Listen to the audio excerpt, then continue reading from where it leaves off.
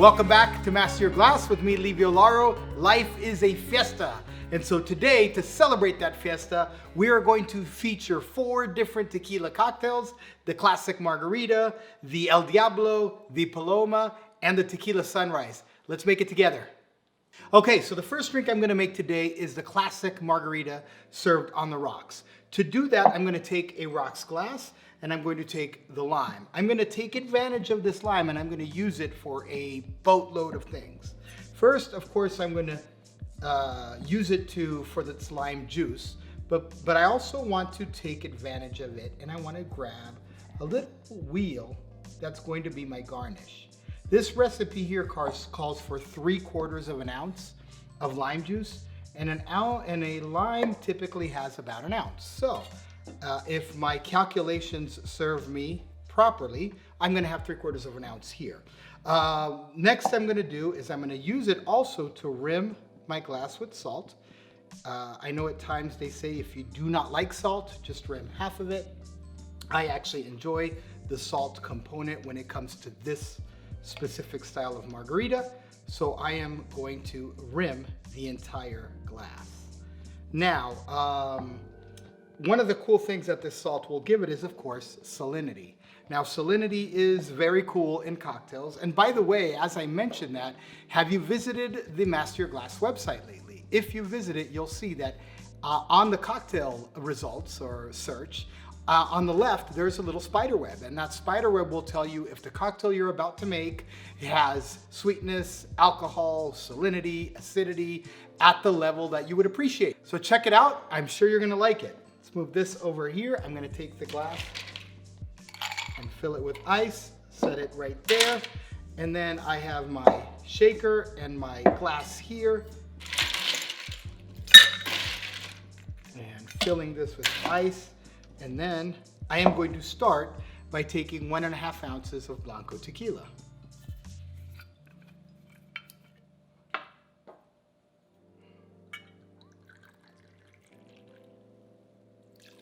And there it is. And then 3/4 of an ounce of triple sec. I'm using Cointreau in this case. Cointreau is a triple sec. It's a premium style of it. And there we go. 3/4 of an ounce. And then I'm going to take and I'm going to use the 3/4 of an ounce of my lime.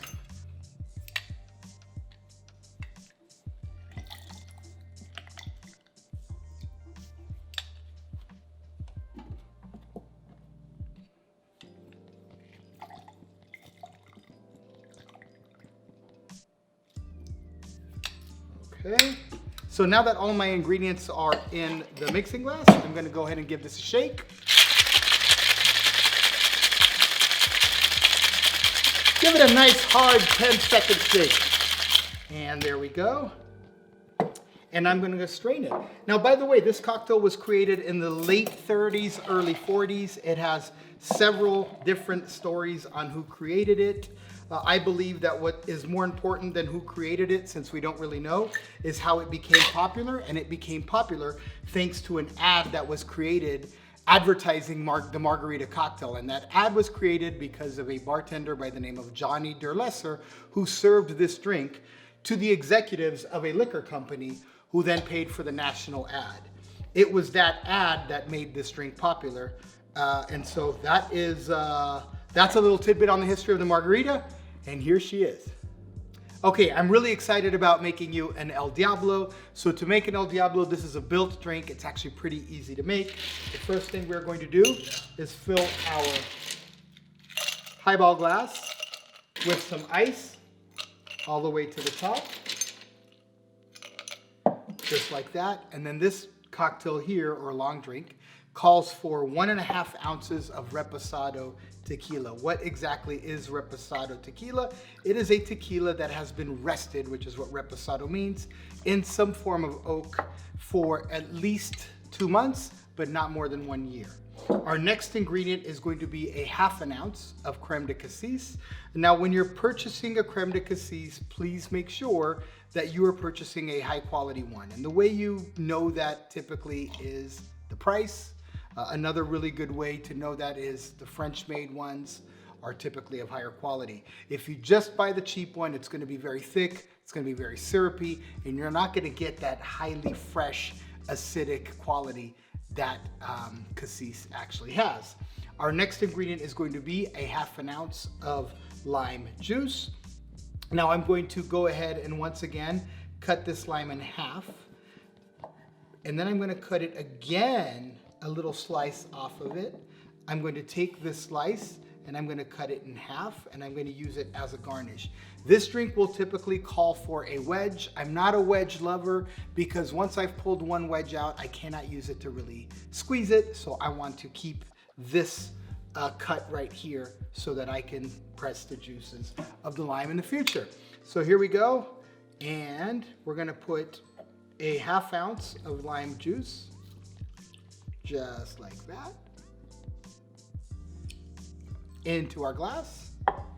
And then, last but not least, we're gonna top it with ginger beer.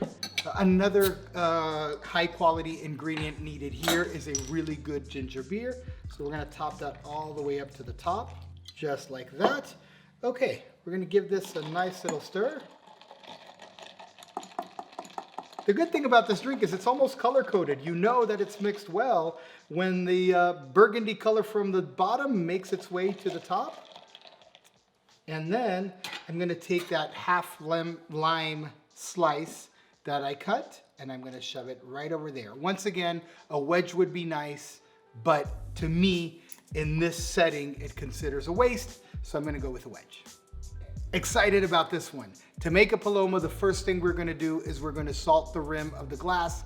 Now, salting the rim of the glass is optional, but of course, this is a tutorial, so I'm gonna salt it so we can do it together.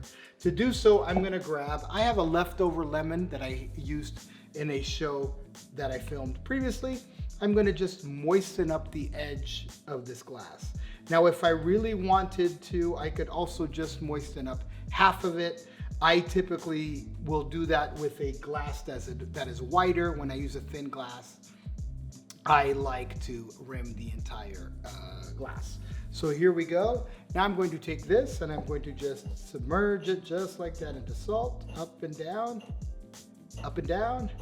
and then a nice little tap. This is a good time to really give it a big tap and get rid of any of that hesitant salt. Okay, we got that out of the way. And the next thing I'm going to do is fill my glass with ice. Okay, now I'm going to take 2 ounces of Blanco Tequila. And put it in just like that. And then I'm going to top it with Squirt, which is a grapefruit soda. And there we go. Right before I get to the end. All right, so I've left that much room available just so I can top this with a little bit of lime juice. And in this case, it's going to be about 1/2 ounce.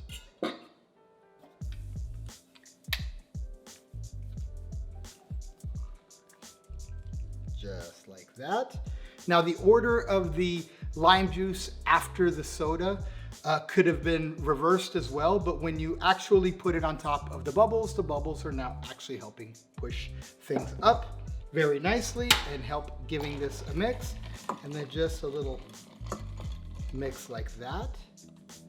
And now when it's time to garnish this beautiful beverage here, what I'm going to do is I'm going to take a ruby red grapefruit and I am going to cut it in half just like that. And set that right there, set that right there. Then I'm going to cut it in half, just like this. Okay, just like that. And that allows me to cut this slice off.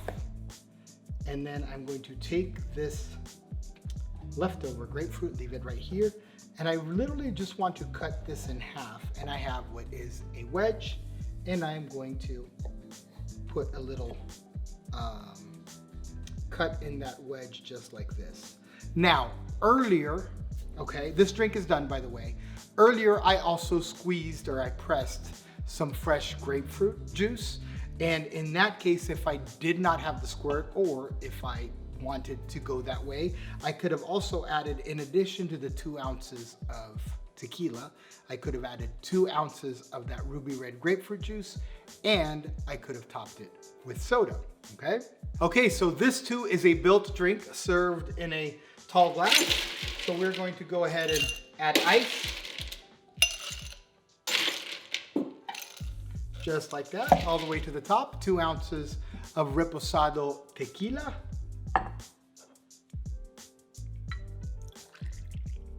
As I make this drink, it reminds me of the song, Just Another Tequila Sunrise.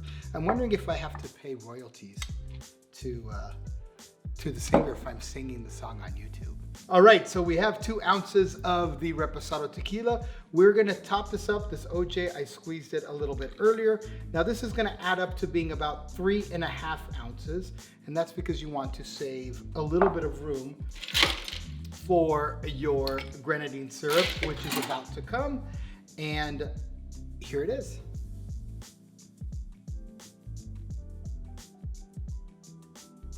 That right there is about 1/2 ounce of our grenadine syrup. I'm gonna just set this over here for a second, and I'm going to cut a nice orange slice as a garnish.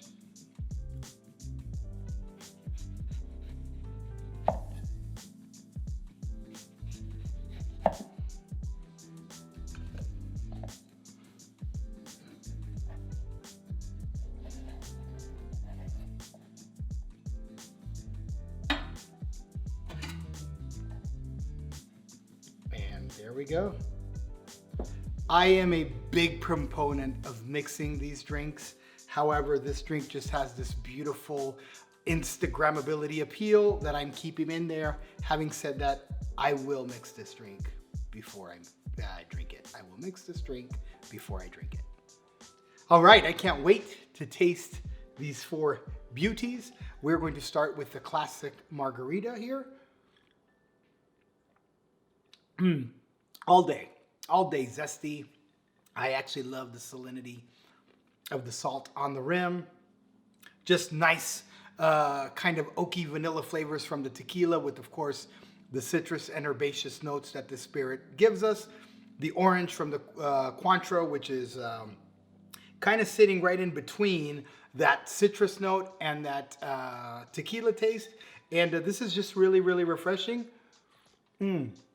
And easygoing, dangerous drink because it's so easy to drink that you could really get drunk easily with that one. Okay, my next drink that I'm going to try here is El Diablo.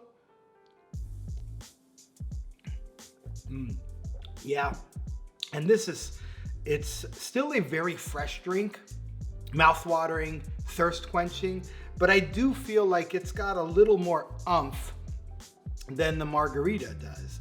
I'm getting that nice fresh ginger from the Fever Tree ginger beer. I'm getting that little winey notes. It's almost like a red wine sherry note from the creme de cassis. I'm getting, of course, the citrus from the lime juice, and just a really refreshing drink there. Highly recommended. Let's move on over to the Paloma. Yeah. Another one. I mean, I know everybody, Palomas are becoming more and more popular. I just don't understand why this isn't even more of a staple than it is. Easygoing, lovely grapefruit flavors, lovely tequila, fresh. I mean, I'm imagining right now some wonderful nachos, some Mexican food, sipping down a nice little drink like this. And then last but not least, as I mentioned earlier, I am going to mix this because I want to get the full experience. Now, the Tequila Sunrise, it was a member of a family of drinks that lived through a pretty bad era when cocktails were terrible. This one here is made with premium tequila, of course. I used a better grenadine syrup, and I pressed my fresh orange juice, so this is about as good as it'll get. Oh yeah, nice, refreshing, orangey, great tequila notes. The funny thing is in progression, they actually made their way up in terms of flavor. So inadvertently, without even actually tasting them and making this the order, these 4 drinks work really well together, one right after each other. Well, I really hope you enjoyed this episode of Master Your Glass, where we experienced 4 great classic tequila cocktails. And if you did, give us a like. And if you haven't yet, why don't you subscribe and smash that button and come back for more Master Your Glass with me, Livio Laro, and get expert instruction for everyday consumption.